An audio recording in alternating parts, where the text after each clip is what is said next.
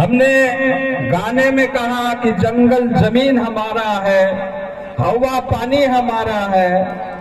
सभी अपने स्थान पे बैठे रहे, शांति से सुने, सभी अपने स्थान पे बैठे रहे। तो इस पे हम नहीं, हमारे पिताजी, दादाजी, दादाजी के दादाजी और अगले दादाजी भी जो है यहीं पर रहे थे, यही जल जंगल जमीन पर वो वापर करते हुए जो है अपना जीवन चलाते आ रहे थे। आपको पता होगा कि भारत गुलाम था, उसके पहले आजाद था, लेकिन गुलामी के बाद जब अलग अलग जगह आंदोलन हुआ तो वो आंदोलन सबसे ज्यादा लड़ाई जो है अंग्रेजों के साथ में की है तो वो आदिवासियों ने की है। हम लोगों ने उनकी मालाओं के ऊपर जो है फूल डाल के उनका स्वागत किया। 1857 की क्रांति की अगर हम बात करेंगे तो 1857 की क्रांति में ऐसा कहा जाता है कि खून की नदियां बही थी। लेकिन मेरा सवाल आप सबसे है कि 1857 में क्रांति हुई थी, हमने पढ़ा खून की नदियां बही थी, वो भी पढ़ लिया, लेकिन मेरा सवाल ये है कि नदी कहाँ थी और उस नदी में खून किसका बहा था? ये मेरा आप सबसे सवाल है, इसका जवाब हमको ढूंढना है, क्योंकि जो है वो खून कहीं न कहीं मुझे लगता है कहीं न कहीं वो आदिवासियों का ही होगा, क्योंकि जो है गांव में नदी होती है और शहरों में नालियां हुआ करती। नदी का पानी पीने के काम में आता है और नालियों का गंदा पानी देख के ही जो है लोग दूर हो जाते, गंद बीमार। तो इतिहास में ये लिखा है कि 1857 की क्रांति में खून की नदियां बही। दूसरी बात साथियों, जब 1857 की क्रांति में खून की नदियां बही थी, उसके बाद में क्यों अंग्रेजों को जो है आदिवासी की समस्या की जांच करने की जरूरत पड़ी? हमारे देश में जब अंग्रेजों का शासन था तो वो खून की नदियां बहने के बाद में भारत में जो अंग्रेज शासन था उसने जो है आदिवासी क्यों अंग्रेजों के विरुद्ध में आंदोलन कर रहा है उसको जानने के लिए अंग्रेज सरकार ने साइमन कमीशन का गठन किया और वही साइमन कमीशन की रिपोर्ट आने के बाद में अंग्रेज सरकार ने गवर्नमेंट ऑफ इंडिया एक्ट जो है लागू कर दिया। वही गवर्नमेंट ऑफ इंडिया एक्ट के तहत आदिवासी को जंगल, जमीन और पानी की स्वतंत्रता देती है। वो आजादी जो आदिवासी के पूर्वजों ने लड़ा था, वो आजादी जो है अंग्रेजों ने आदिवासी को 1935 में दे दी थी। किंतु बड़े दुख के साथ में ये कहने में आता साथियों कि आजादी मिली 1947 में और 1947 के बाद में फिर देश को चलाने के लिए भारत सरकार ने एक संविधान बनाया। वो संविधान बना 1950 में और वो संविधान में 1950 में संविधान में ये जो अंग्रेजों ने गवर्नमेंट ऑफ इंडिया एक्ट बनाया था उसी एक्ट को जो है संविधान की 5वीं और 6ठी अनुसूची में रख दी। क्या है 5वीं अनुसूची? 5वीं अनुसूची ये कहती है कि आदिवासी का एक अलग इलाका होगा, उस इलाके को आदिवासी इलाका कहेंगे और उस इलाके पे संविधान की 5वीं अनुसूची लागू होना चाहिए। संविधान में लिखा गई 5वीं अनुसूची, लेकिन जमीन स्तर पर जो है उसको अमल में नहीं किया जाता। क्या है 5वीं अनुसूची की विशेष धारा 5 वो ये कहती है कि आदिवासी की जमीन कोई भी गैर आदिवासी नहीं ले सकता है। साथ साथ में वो भाड़े नहीं ले सकता, गिरवे नहीं ले सकता, लीज पर नहीं ले सकता, पट्टे पर नहीं ले सकता। तो ये आदिवासी की जमीन की सुरक्षा करती है 5वीं अनुसूची। और यही 5वीं अनुसूची को पेशा कानून में रख दिया। तो पेशा कानून 1996 में बना, तो 1996 के पेशा कानून के तहत जो है ये पेशा कानून की धारा 4D के तहत ये कहा गया है कि आदिवासी की जमीन कोई भी गैर आदिवासी ले नहीं सकता, गिरवी नहीं ले सकता, दान नहीं ले सकता।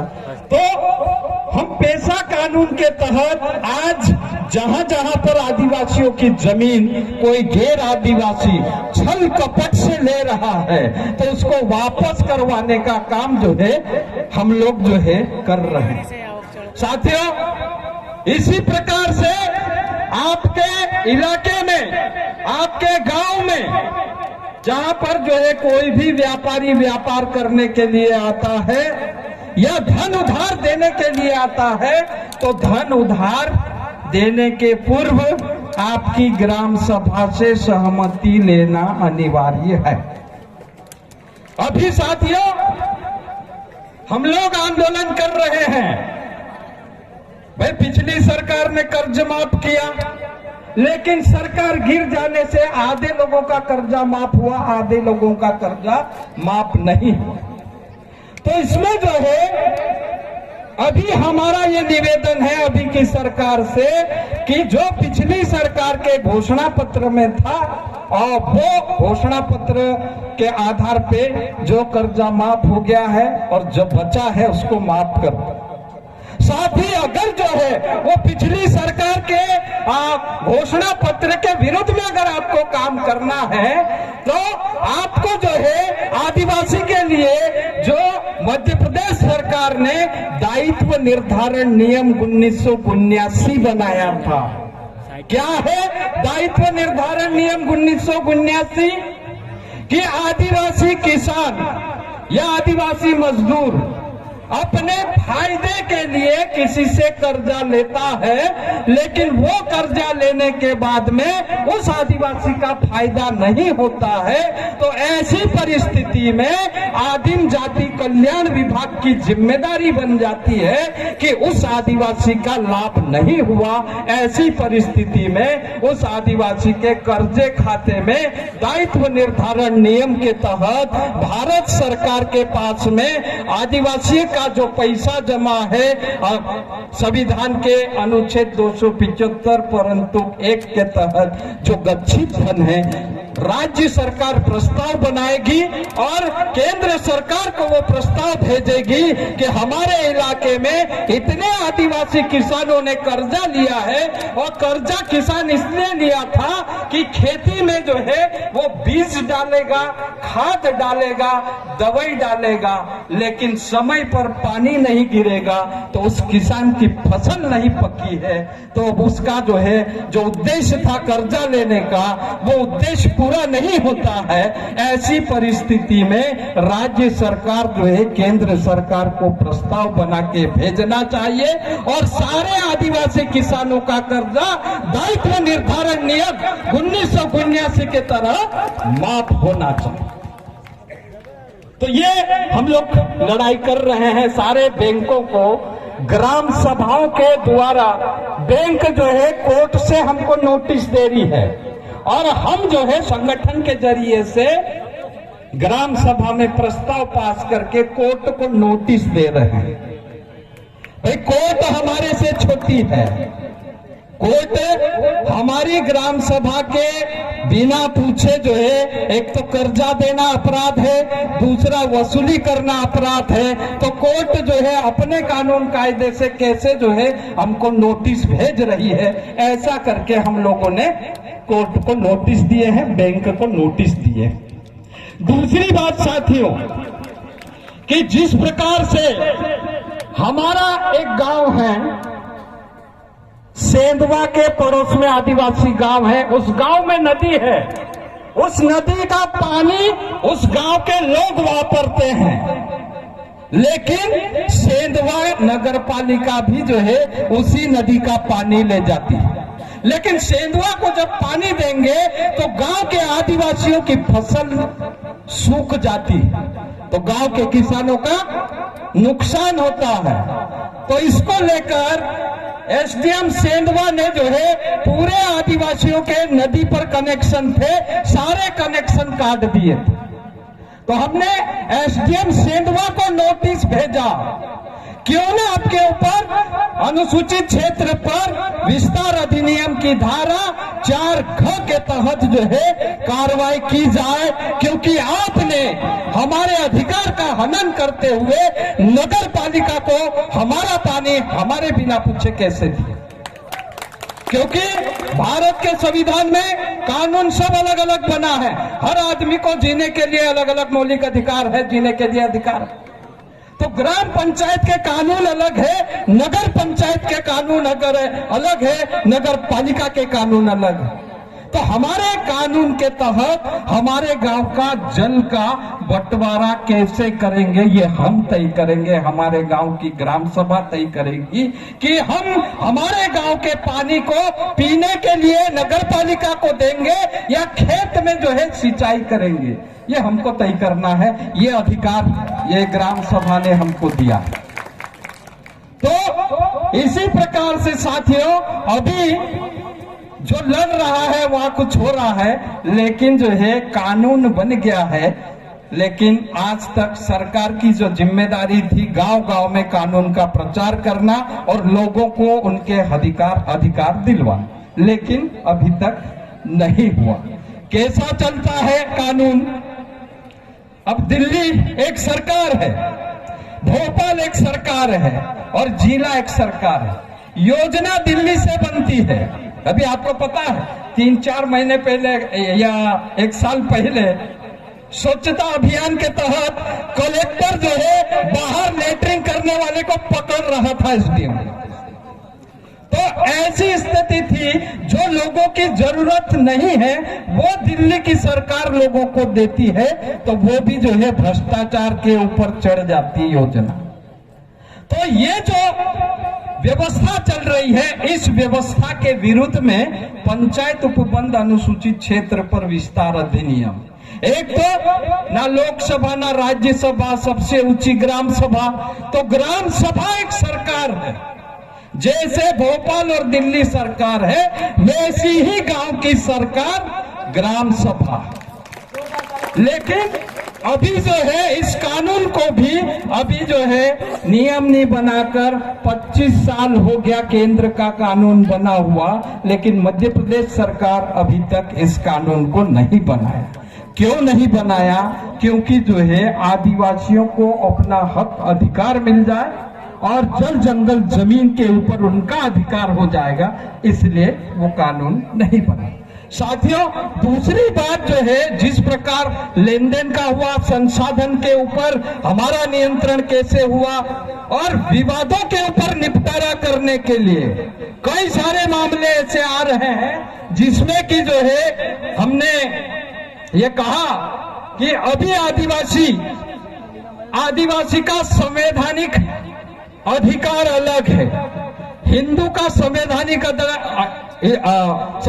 अधिकार अलग है। संविधान में सारे धर्मों को जीने के लिए, लड़ने के लिए, रहने के लिए अपना अलग अलग व्यवस्था सरकार ने बनाई। उसी व्यवस्था के तहत पेशा कानून के तहत अभी जो है गांव में ग्राम सरकार और जिले में जिला सरकार का गठन करना है। ये जो है पंचायत उपबंध अनुसूचित क्षेत्र पर विस्तार अधिनियम की धारा 4(ण) के तहत जिले में जिला सरकार का गठन होना चाहिए, जिले में न्यायपालिका का गठन होना चाहिए, जिले में कार्यपालिका का गठन होना चाहिए। क्यों? क्योंकि गांव में जो है तुमको विवाद निपटाने का अधिकार दे दिया, लेकिन अभी क्या हो रहा है, बहुत सारे युवा साथी बैठे इसलिए मैं बोल रहा हूं कि लड़का लड़की का ज्यादातर विवाद हो रहा। पढ़े लिखे लड़के मोबाइल से जो है लड़का लड़की बात करते हैं और दोनों की मर्जी आती तो वो शादी कर लेते हैं। लेकिन क्या है कि लड़के की उम्र कम होगी,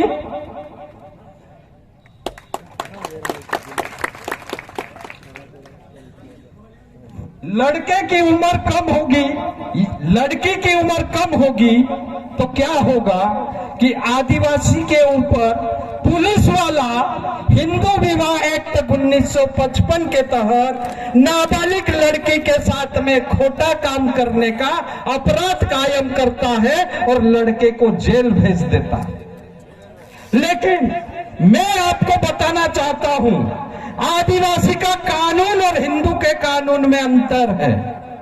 आदिवासी हिंदू नहीं है, ये जो है कई सारी कोर्टों ने अपने फैसले में कहा है।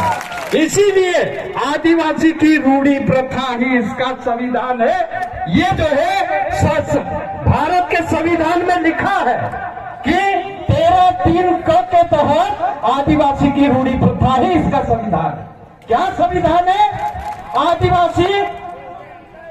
आदिवासी की शादी करने की कोई उम्र निर्धारित नहीं है। आदिवासी हमारे यहाँ पिछले साल हमारे प्रदेश के मुख्यमंत्री ने 1200 जोड़ों का सामूहिक विवाह करवाया।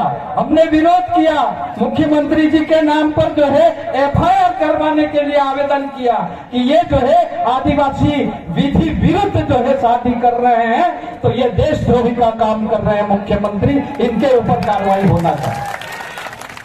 उस समय जो है मुख्यमंत्री जी ने एक 60 साल का बुजुर्ग व्यक्ति और 55 साल की बुजुर्ग महिलाओं की शादी मुख्यमंत्री कन्यादान योजना में करवाई थी। तो क्या ये शादी हिंदू में हो सकती है? नहीं, लेकिन आदिवासी में होती है।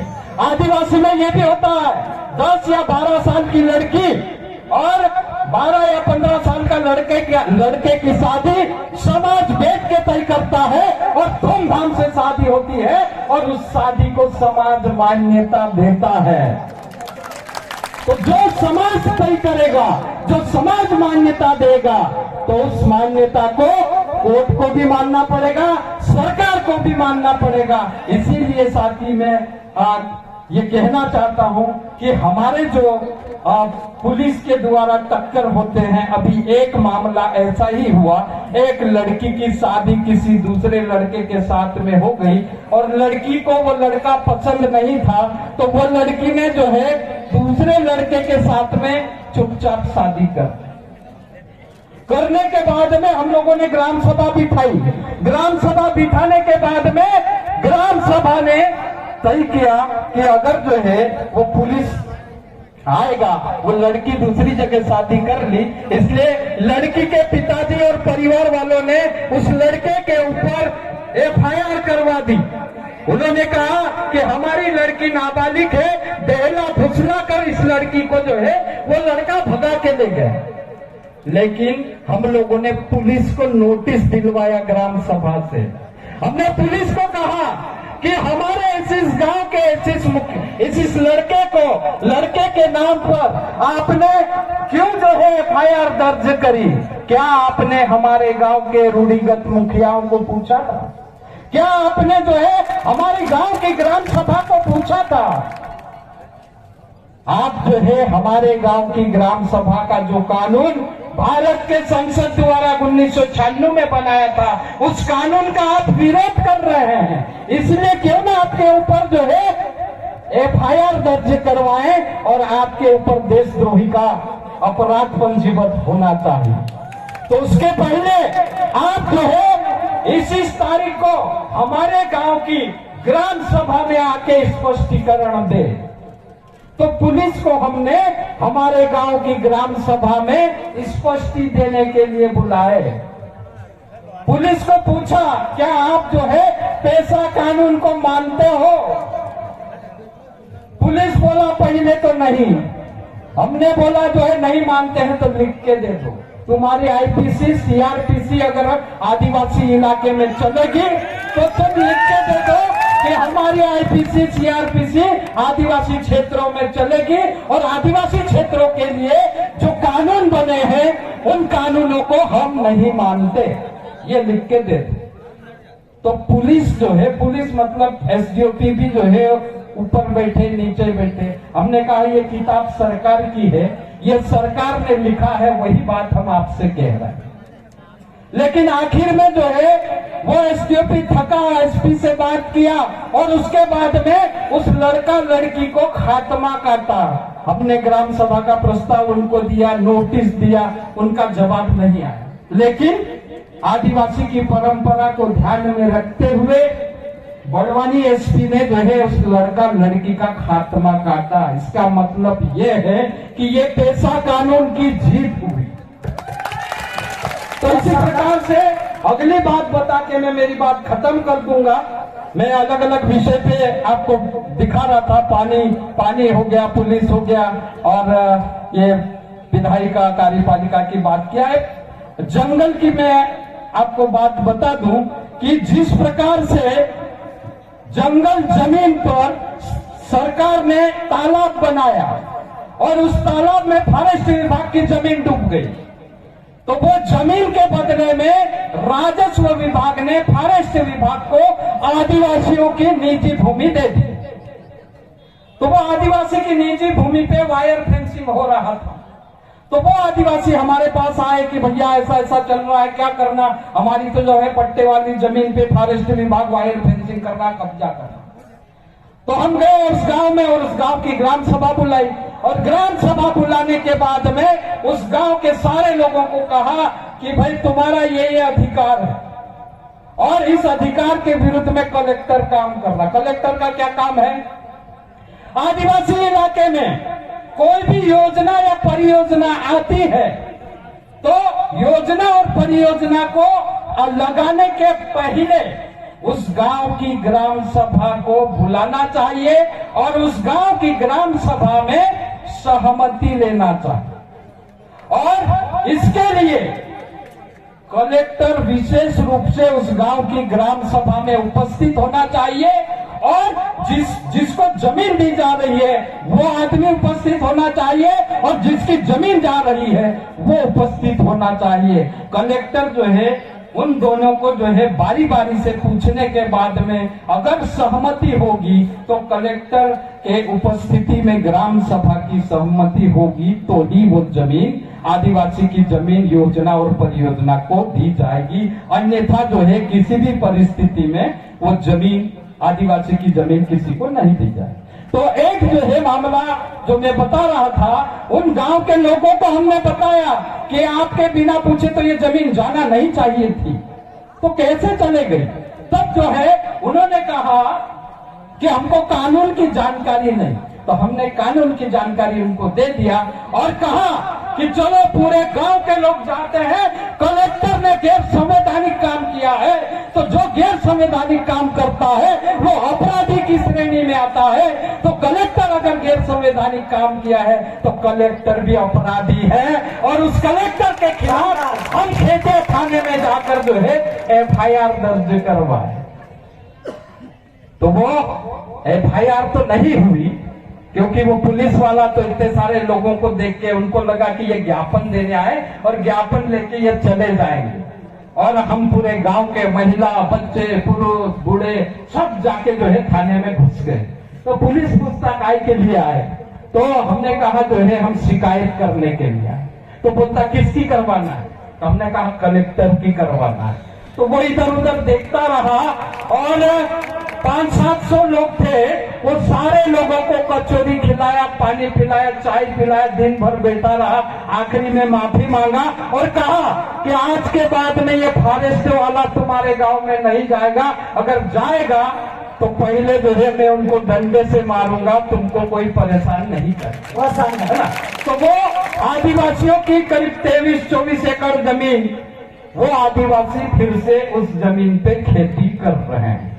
तो साथियों, मैं एक तो जो है कानून क्या है, दूसरा जो है किस किस चीज में हम कानून को एक हथियार बनाकर सरकार के सामने अपना हक लेने के लिए लड़ सकते हैं। कानून एक हथियार होगा, अधिकार लेने के लिए हम लड़ेंगे। और हम कैसे लड़े, मैं उदाहरण आपको दे रहा हूं कि आपको भी अगर ऐसी कोई परेशानी हुई होगी तो आप भी हमारे जैसा लड़े और ये आदिवासी इलाके की जल, जंगल और जमीन को बचाएं। साथ ही जो है रोजगार पैदा कैसे होगा वो काम